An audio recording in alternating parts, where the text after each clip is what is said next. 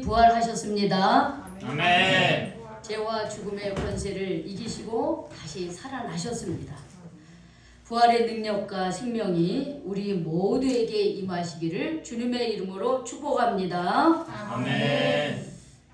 기독교는 예수님의 부활이 없었다면 아마 없었을 거예요. 기독교라고 하는 이 종교는 존재할 수 없습니다. 그러나 부활을 목격한 증인들, 즉 제자들과 당시 부활의 첫 증인들이 예수님 살아나셨음을 그들이 자기만 보고 끝난 게 아니라 너무나 그 사건이 너무나 충격적이고 너무나 있을 수 없는 일이기 때문에 그들은 그것을 이렇게 자기네들끼리만 알 수 없었어요. 그래서 그것을 예수님 부활하셨습니다. 예수님 부활하셨습니다. 그러면서 그 예수님의 부활을 전했기에 오늘 우리도 부활의 예수님을 믿고 살아가는 줄로 믿습니다. 아멘. 그러나 솔직히 말해서 만약에 여러분들 예수님 부활 믿으세요? 그러면 여러분 뭐라고 대답할까요? 믿습니다. 믿습니다. 우리 조봉남 권사님 오늘 부활하셨습니다. 그쵸? 부활하셨어요. 지난 3개월 동안 아프셔서 교회 못 나오셨는데 이렇게 부활절 아침에 오셨어요. 우리 주님께서 다시금 부활시켜 주신 줄로 믿습니다. 아멘. 우리 예수님 부활하신 거 믿으세요? 아멘. 그렇죠. 우리 태호 예수님 부활 믿으세요?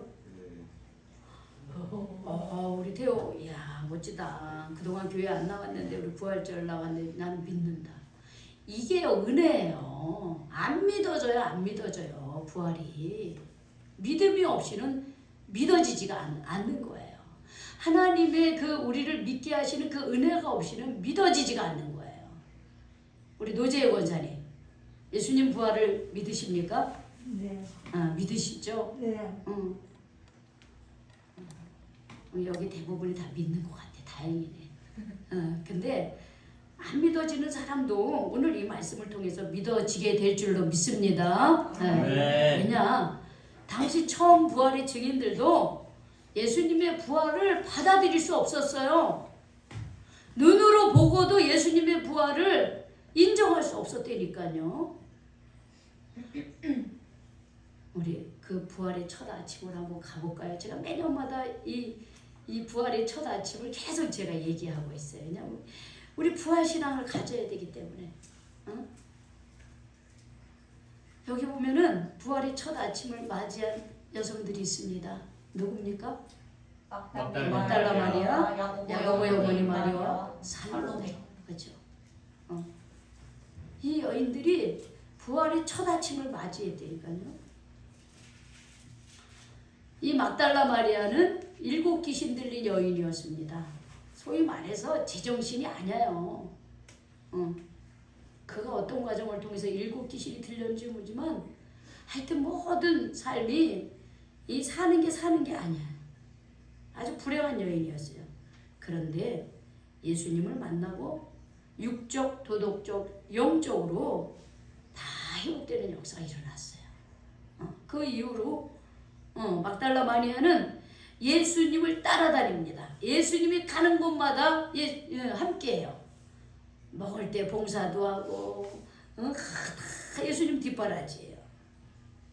갈릴리에서부터 예루살렘까지 계속 쫓아다닙니다. 그리고 마지막에는 예루살렘에 입성하셔서 십자가에 못 박히시는 그 장소에도 있었고 그 전에 빌라도의 재판장에도 있었고 골고다 십자가 현장에서도 있었고 또 예수님 장례 치를 때도 이 막달라 마리아는 끝까지 있었어요. 여러분 제자들은 다 도망갔잖아요. 근데 이 막달라 마리아는 끝까지 예수님을 통해서 은혜 받고 난 뒤에는 예수님 다 뒷바라지 끝까지 있었어요. 그리고 예수님 장례 치르는 그 현장에 있다가 안식일이 지난 다음 날 바로 오늘 주일날 바로 예수님의 시신에 향유를 발라드리기 위해서 지금 이 막달라 마리아가 다른 사람하고 지금 예수님의 그 무덤에 가는 중이었어요. 여기는 또 다른 마리아가 있죠. 누구 어떤 마리아입니까? 야고보의 어머니 마리아예요. 여기서 야고보는 우리가 알고 있는 야고보 세베대의 아들 야고보가 아니고 세리 출신인 마태의 어머니라고 합니다. 그 설명은 제가 여기서 간단하게 생략하고요. 마태의 어머니예요. 마태의 어머니. 우리 세리 출신이면서 제자였잖아요. 세리가. 그런데 그의 어머니가 예수님 그렇게 또 추종을 한 거예요. 왜? 자기 아들 세리로 당시 죄인 취급받았는데 예수님이 제자로 불러주시고 새로운 인생을 사는 거야. 너무 고마운 거예요. 그의 어머니가 같이 신앙생활하는데 끝까지 또 예수님 가는 곳마다 함께해요. 그 다음에 여기 보면 살로메가 있어요. 이 살로메가 야고보와 요한의 어머니입니다. 이 또한 마찬가지. 그래서 대부분 보니까 제자들이 어머니. 막달라 마리아만 빼놓고. 그러니까 막달라 마리아, 그리고 마태의 어머니 마리아, 그리고 야고보와 요한의 어머니 마리아, 살로메가 이 세 여인이 지금 예수님의 무덤에 가는 거예요. 그들은 예수님이 살아난 것을 확인하기 위해서 간 게 아니에요. 그냥 어제 저녁에 예수님의 시신을 묻어두었던 그곳에 가서 이제 시신을 매장 이렇게 장례를 치렀으니까 이제 점점 썩어가잖아요. 그래서 썩는 냄새를 방지하기 위해서 향품을 사다 두었다가 안식일에, 토요일이 안식일, 이 사람들은 어떤 일도 하면 안 돼. 그러니까 안식일이 지난 다음날 아침, 그것도 그냥 뭐 밥 먹고 뭐 설렁설렁 온 게 아닙니다. 여기 보면은 안식 후 첫날 매우 일찍이, 그래서 매우 일찍이 해 돋을 무렵이라는 거예요. 해 돋을 무렵 한 오전 6시 정도 됩니다. 이때 어두컴컴한데 해가 돋으려고 하니까 어떻게 해요? 이렇게 붉은 떠오르는 태양이 약간 비추는 어둑어둑한 그런 그 시간이에요. 그런데 이 세 여인들이 바로 사다 놓은 향품으로 예수님의 시신을 냄새나는 것을 발라드리기 위해서 지금 그 무덤에 간 겁니다. 그러면서 이들이 걱정을 하는 거예요. 야, 근데 마리아 걱정이야. 왜 뭐가? 그 돌무덤을 어떻게 누가 굴려줄까? 이 걱정을 한 거예요. 혹시 양해를, 여러분들 이해를 돕기 위해서 우리는 요즘에 장례법이 이렇게 화장을 치른다든지 수목장을 치른다든지 아니면 매장을 해서 우리는 분봉을 이렇게 쌓아요. 그렇게 하죠. 그런데 여기 이스라엘 사람들은 어떻게 하면 동굴에다가 아니면 동굴에다가 이렇게 시신이 들어갈 그런 그 자리를 이렇게 굴을 파서 그리고 거기에다가 시신을 넣어요. 그리고 그 시신이 짐승들로부터 훼손되지 않기 위해서 큰 돌문을 둥그런 돌문을 거기다 다 이렇게 막았다고 합니다. 근데 그게 얼마만큼 무게가 나냐면 1.5톤에서 2톤이 되는 거예요. 그래서 1톤이 몇 킬로인가 했더니 1톤이 1000킬로예요. 1000킬로. 여러분 여기 100킬로 나가는 사람 있습니까? 없죠. 아무리 저거 해도. 그러니까 1톤만 해도 1000kg인데 1.5톤에서 2톤이면 얼마나 그 돌문이잖아요. 그러니까 이 세 여인들이 이거를 어떻게 굴려서 예수님의 시신이 있는 거기로 들어가서 그걸 이게 걱정하는 거예요. 이거. 어이구, 누가 우리를 위하여 돌을 굴려줄 것인가. 지금 이 걱정을 하고 가는 거예요. 그런데 예수님의 그 무덤에 와서 보니까는 벌써 돌이 굴려져 있어. 그들이 이 돌을 어떻게 누가 굴려주려 그랬는데 이미 어떻게 해요? 이미 돌이 굴려져 있는데 보니까 돌이 여기만 힘이 크다라고 그랬어요. 굴려졌는데 힘이 자기네들이 생각한 것보다도 훨씬 더 큰 그 돌문이 이미 열려져 있습니다. 그럼 우리가 신앙생활하면요 이런 역사가 일어납니다. 아까 우리 전도사님도 말씀, 우리를 막고 서 있는 이 뭔가 장애물, 돌문이 있어요. 그렇죠? 이걸 어떻게 해결하지? 이걸 어떻게 뛰어넘지? 그럴 때가 있어요. 그런데 주님이 나와 함께 하시잖아요. 그러면요, 어떻게 이런 일이 생길 수 있지? 그 문제가요, 나도 모르게 시간이 흐르면서 믿음 안에 살잖아요. 나를 가로막고 있는 돌문이 열려지는 역사가 일어납니다. 네. 저는 우리 모두가 그런 경험을 하시기를 꼭 부탁을 드립니다. 축복을 합니다. 이게 부활 신앙이에요. 다시 살아남의 역사. 내 힘으로는 어떻게 할 수 없는데 주님을 의지하고 나아가면 놀라는 거. 이거 어떻게 열지? 열려져 있어. 근데 시간이 가니까. 저는 어제 우리 은혜를 통해서 너무 감동을 받았어. 은혜가 우리가 저기 사순절 동안 우리 청년들이 예수 동행 일기를 썼어요. 어제 본문이 그 마태복음에 예수님의 시신을 무덤에 놓고 돌문을 이렇게 닫았어요. 근데 로마 병정들이 와서 그거를 대제사장들하고 와가지고 혹시 이 예수님 시체를 가져가가지고서는 예수님 부활했다 훔쳐가 놓고 이럴까봐 거기를요 로마 병정들이 지키고 거기를요 완전히 그거를 아예 뜯지도 못하게 임봉을 했다 그랬어요. 근데 은혜자매님이 그랬어요. 아무리 그렇게 임봉을 해도 그렇죠. 임봉을 해도 우리 주님은, 우리 하나님은 이 문을 여시고 예수님을 부활하게 하셨다. 내 인생도 하나님이 이렇게 해주실 것을 기대하고 믿는다. 이렇게 그 예수 동행기를 썼어요. 제가 너무나 감동을 받은 거야. 어떤 때는 철딱서니가 없는데 그런 거를 이렇게 쓰는 거를 보면 정말 이렇게 그 깨닫는 게 너무 깊어지는 거야. 우리 청년들이요. 너무나 감사한 거야. 그러니까 이 여인들이 예수님을 너무 사랑해서 근데 예수님이 힘없이 십자가에 못 박혀 돌아가시게 얼마나 안타까워요. 그 예수님, 내가 이 여인들이 평소에 예수님으로부터 받은 사랑을 생각하면 내가 지금 할 수 있는 거 아무것도 없어. 그래서 예수님의 시신에다가 내가 그 썩어져가는 냄새를 방지라도 하기 위해서 향료를 발려드리기 위해서 가면서 이 문을 누가 열어줄 것인가 이 걱정을 하고 가는데 세상에나 돌이 굴려져 있네. 거기서 끝나지 않습니다.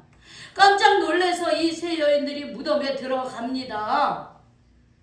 무덤에 들어간데 이게 웬일입니까? 거기에 누가 앉아있어요? 그렇지. 흰 옷을 입은 한 청년이 우편에 앉아있는 거예요. 네, 여러분 예수님의 이 부활에 대한 이 소식이 이 마가복음만 있는 게 아닙니다. 마태복음 28장에도 나오고요. 누가복음 24장에도 나오고요.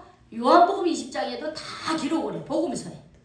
복음서의 마지막 장은 예수님이 다시 살아나셨습니다로 끝나는 거예요. 그런데 마태복음에 보면은 형상이 번개 같고 눈같이 흰 옷을 입은 천사라고 기록을 했어요.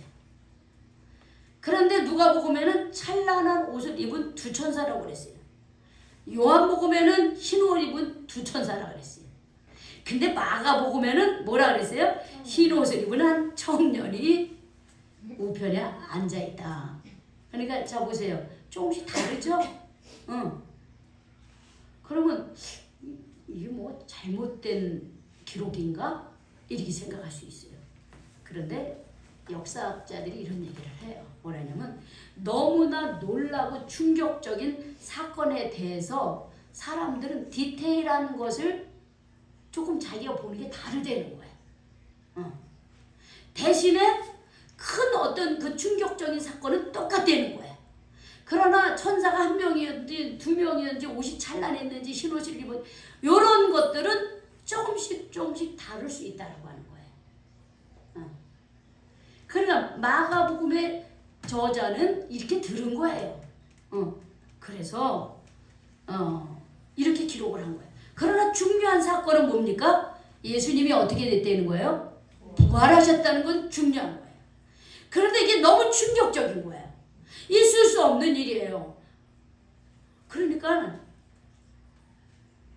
흰옷 입은 한 청년이다 이렇게 기록을 했지만 결국은 흰옷 입은 천사였던 거예요. 천사. 그런데 예수님의 시신은 없고 예수님의 시신을 누웠던 우편에 앉아있어요. 흰옷 입은 분이. 그러면서 이 청년이라 그러면 조금 이렇게 그러니까 내가 천사라고 저걸 할게요. 이 천사가 이렇게 얘기합니다. 그들이 놀라니까 놀라지 말라. 너희가 십자가에 못 박히신 나사렛 예수를 찾는구나. 그런데 그가 어떻게 됐어요? 살아나셨고 여기 계시지 아니한다. 보라. 그를 두었던 곳이다. 이렇게 보여주는 거예요. 그러면서 가서 제자들과 베드로에게 이르기를 예수께서 너희보다 먼저 갈릴리로 가시나니 전에 너희에게 말씀하신 대로 너희가 거기서 배우리라 하라 하는지라 그랬어요. 이게 무슨 말이냐면 예수님이 십자가에 못 박히시기 전에 예루살렘에 들어올 때 그 갈릴리에서 여리고를 통해서 예루살렘으로 들어올 때 제자들에게 이렇게 했어요. 내가 저 예루살렘에 가면은 나는 종교 지도자들에 의해서 고발을 당하고 십자가의 고난을 당하고 그리고 죽을 것이다 그래요. 그러나 나는 3일 만에 사흘 만에 다시 살아날 것이다. 이런 얘기를 3번씩이나 했어요. 근데 제자들은요. 예수님이 예루살렘에 가시면 정치적인 메시아, 정치적인 왕이 되기를 바랬기 때문에 예수님의 이 말이 듣기 싫었어요. 아니 예수님 자꾸 왜 죽는다고 저렇게 얘기해. 아니 그리고 거기다가 십자가에 죽어. 왜? 그 죄인들이 그 처형 방법에 왜 예수님이 자꾸 십자가에 못 박히셔 돌아가신다 그러나? 그리고 한쪽 귀로 듣고 한쪽 귀로 흘린 거예요. 내가 다시 살아난다고 하는 거. 십자가의 고난과 죽음을 통과해서 내가 다시 살아난다라고 하는 것에 대해서 이 사람들은 안 듣는 거예요. 듣고 싶은 것만 듣는 거예요. 우리가 그러잖아요. 내가 지금 어떤 말을 해도 내가 듣고 싶은 것만 들어요. 듣기 싫은 건 안 들어요. 우리 청년들 많이 그러죠. 나는 지금 이 말 했는데 딴 말하고 있어. 자기 말하고 있어. 제자들도 그랬어요. 안 들어. 왜 예수님이 십자가의 고난을 당해야 돼? 왕이 되셔야 되는데 왕이 돼야 우리가 한 자리씩 차지하는데 이게 무슨 소리라는 거야. 그렇게 생각하신 거예요. 그 얘기를 하는 거예요. 내가 너희보다 먼저 갈릴리로 갈 거라 말하지 않았냐 이 말이에요. 부활해서. 그 소식을 전해라 그래요. 근데 여러분 이 소식을 들은 여자들이 어떻게 했습니까? 아우 감사합니다. 그래요. 맞아요. 우리 예수님이 그렇게 얘기하셨죠. 우리 예수님 부활하셨습니다. 이렇게 얘기하셨을까요? 놀랬어. 아니에요. 우리 8절 한번 읽어볼까요? 같이 시작. 여자들이 몹시 놀라 떨며 나와 무덤에서 도망하고 무서워요. 아무에게 아무 말도 하지 못했다 그랬어요. 너무나 기가 막힌 거예요. 도대체 이게 무슨 사건이야 이게. 너무나 충격적인 거야. 예수님이 다시 살아나. 도대체 예수님의 시신은 어디 있고 도대체 저 사람은 누구야? 그러니까는 천사라고 표현해. 청년.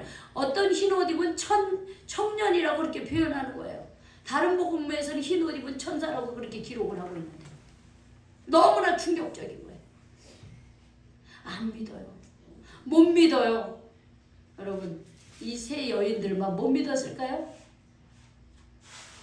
나머지 12제자들도 못 믿었어요. 나중에 막달라 마리아가요.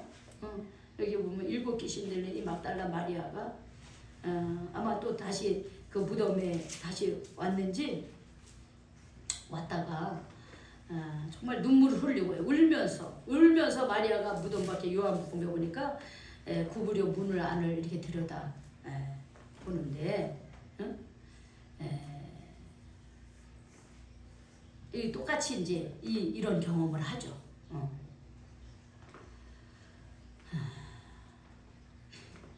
천사가 어찌하여 오느냐 그랬을 때 우리 주님을 누가 옮겨다 놨는지 내가 알지 못합니다. 이렇게 얘기해요. 그런데 그때 이 말을 하고 있을 때 뒤로 돌이켜 예수께서 서 계신 것을 보아요. 부활하신 예수님 마리아를 만나 주셔요. 그런데 예수님인 것을 알지 못합니다. 그때 예수님께서 여자여 어찌하여 울며 누구를 찾느냐 이렇게 말씀하셨어요. 그때 마리아가 이런 말을 했어요. 주여 당신이 왜냐면 동산지 그 무덤물 그게 아마 공동묘지죠. 그러니까는 그거를 지키는 그 동산지기인 줄 알고 주여 당신이 혹시 우리 예수님 시신을 옮겼으면 어디에다 두었는지 내게 좀 알려달라 그래요. 내가 그 예수님 시신 내가 가서 가져가겠습니다. 이렇게 얘기해요. 지금 예수님 부활하신 예수님 마리아한테 얘기하는데 그때 예수님께서 마리아야 하고 불러주셔요. 마리아야. 마리아야 하고서 예수님께서 그의 이름을 불러주니까 그때서야 예수님인 걸 압니다. 그런데 이런 경험을 한 막달라 마리아의 이야기를 제자들에게서 가서 얘기했음에도 불구하고 여러분 그 9절 10절 지나서 11절 자 한번 읽어봅시다. 시작. 그들은 예수께서 살아나셨다는 것과 마리아에게 보이셨다는 것을 듣고도 믿지 않았어요. 믿지 않았어요. 자기네들이 듣고도 믿지 아니했다는 걸 왜 굳이 여기다 써놨을 거예요. 그만큼 놀라. 예수님의 부활에 대해서 믿을 수 없는 사건이었기 때문에 우리도 그랬어. 우리도 너희들처럼 예수님의 부활을 믿을 수가 없었어. 지금 그 얘기를 하고 있는 거예요. 그러면 여러분 왜 우리는 예수님의 부활을 믿지 못할까요? 왜 그럴까요? 우리의 상식 때문에 그런 거예요. 우리의 생각 때문에 그런 거예요. 여러분 죽은 자가 다시 살아나는 날이 있을 수 있습니까? 없어요. 의학적으로 불가능한 거예요. 물론 어떤 사람이 죽었다 그런데 3일 만에 이렇게 뭐 장례치를 내니까 이렇게 살아나는 경우는 있었어요. 근데 그거는 무덤에 묻었는데 그런 게 아니고 예전에는 의학이 발달되기 전에 그냥 사람을 이렇게 집에서 장례를 치르잖아요. 그러니까 그의 숨이 완전히 사실은 다 끊어지지 않은 상태에서 3일 장례식 치르다 이 사람이 소생한 거예요. 그 정도의 경우는 있지만 완전히 죽었던 사람이 살아나는 경우는 없는 거로 우리는 이해를 하고 있는 거예요. 그래서 아니 무슨 죽었던 사람이 살아나 말도 안 돼 이렇게 얘기하는 거예요. 그리고 우리는 내가 알고 있고 내가 할 수 있는 일만 이해하고 살아요. 여러분 사람을 죽이기도 하고 살리기도 하는 것은 사람의 영역입니까? 하나님의 영역입니까? 하나님의 영역이에요. 우리의 능력이나 힘으로는 죽은 사람을 살아나게 할 수 없어요. 그런데 여러분 죽은 사람을 살아나게 하는 것은 누구의 영역입니까? 하나님의 영역이에요. 그래서 내 상식선에서 이거는 안 돼, 못 해. 그러니까 어떻게 해요? 안 믿는 거예요. 믿질 않아요. 하나님의 영역. 나는 못합니다. 그러나 누구는 합니까? 하나님은 하십니다. 하나님은 죄와 죽음의 권세를 지시고 살아나게 하시는 거예요. 우리에게 생명을 주시기도 하고 우리의 생명을 걷어가시기도 하는 분이 하나님이라는 거예요.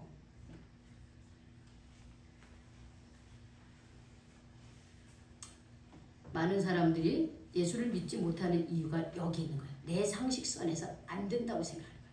못한다고 생각하는 거예요. 그러나 주님은 하십니다. 하나님 이 우주 만물의 주인이시고 우리 생명의 주인이신 하나님은 하시는 거예요. 우리는 불가능합니다. 우리는 할 수 없습니다. 그러나 생명의 주인이신 주를 의지할 때 우리는 주님 안에서 못할 일이 없습니다. 아멘. 주님 안에서 못할 일이 없는 거예요. 근데 부활하신 몸이 부활해서 나타났는데 못 알아봅니다. 왜 못 알아보냐? 그 몸은 신령한 몸이기 때문에 못 알아본 거예요. 신령한 몸. 주님 왜 신령한? 우리와 똑같은, 그러니까 부활한 예수님의 몸은요, 육신의 옷을 입었어요. 그런 면에서는 동일성입니다. 우리 육에. 왜냐하면 도마가 그랬잖아요. 나 예수님, 우리 제자들 예수님 봤어. 그런데 나는 예수님의 손에 못 자고 발에 못 자고 옆구리에 창 자국을 내가 확인하지 않으면 나는 믿지 못해. 그랬어요. 그런데 그 제자들 가운데로 예수님께서 어떻게 해요? 들어오셨어요. 여러분, 근데 그 안에는 문을 꼭꼭 잠그고 있었어요. 그러니까 안에서 문을 열어주지 않으면 예수님이 들어올 수 없어요. 육신의 몸이면. 그런데 어떻게 문을 잠그고 자기네들 제자들끼리만 모여있는 그 자리에 예수님이 호련히 나타나신 거예요. 그리고 도마에게 뭐라 했어요? 야, 도마야, 확인해 봐라 그랬어요.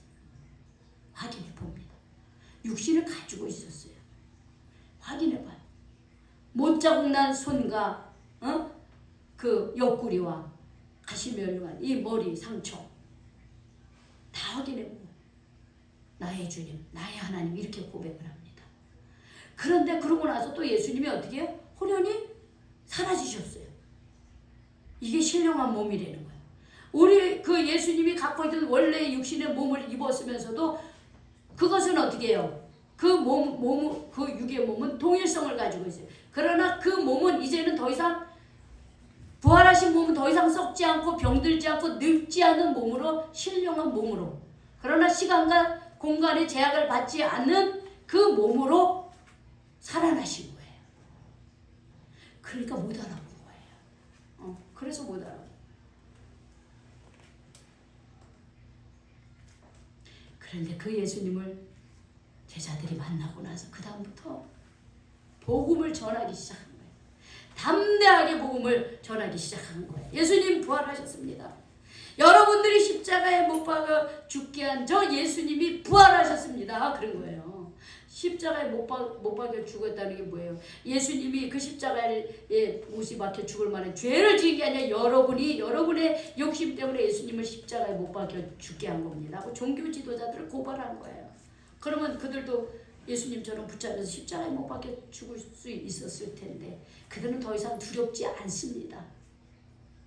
부활하신 예수님을 확인하고 만나고 난 이후부터는 그들은 두렵지 않아. 왜 두렵지 않을까요? 하나님은 살아계시다는 걸 확실히 알았기 때문에. 하나님은 의로우신 분이고 하나님은 이렇게 죽었던 사람을 살아나게 하시는 하나님의 능력, 죽음의 관세를 이기시는 하나님의 능력을 그들은 예수님을 통해서 만났어요. 그들은. 그래서 이제 더 이상 세상의 그 어떤 권세도 더 이상 그 어떤 로마 제국의 그 압박에도 그들은 더 이상 유대인들의 그 어떤 핍박에도 그들은 더 이상 두려워하지 않습니다. 우리 주님, 죄와 죽음의 권세를 이기시는 하나님의 능력, 하나님의 하심을 보았어요. 예수님의 부활을 통해서. 그래서 더 이상 세상의 어떤 그것도 두려울 게 없어요. 그 다음에 두 번째는 뭐냐면 우리도 이렇게 주님을 증거하다 살고 죽는다 할지라도 우리도 예수님처럼 신령한 몸으로 부활할 것을 믿게 된 거예요. 그들은요.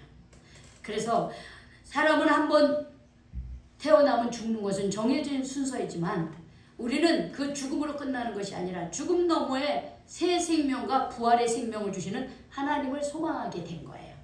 그래서 제자들은 복음을 증거하다가 순교를 당해도요, 화형을 당해도요, 사자밥이 돼도요 두려워하지 않는 거예요. 왜? 우리가 죽어도 우리 하나님은 우리를 신령한 몸으로 부활시킨다는 그 믿음이 있었기 때문이라고 하는 거예요. 여러분, 부활은 이런 능력을 가지고 있고요. 부활은 우리에게 분명하게 이 사실을 얘기해 주고 있습니다. 그래서 내가 신앙생활하면서 이런 부활의 하나님, 우리를 부활시켜 주니 하나님에 대한 이 믿음, 이 부활 신앙을 갖고 신앙생활을 하느냐, 아니면 그냥 형식적으로 그냥 습관적으로 신앙생활을 하느냐, 우리가 돌아봐야 돼요.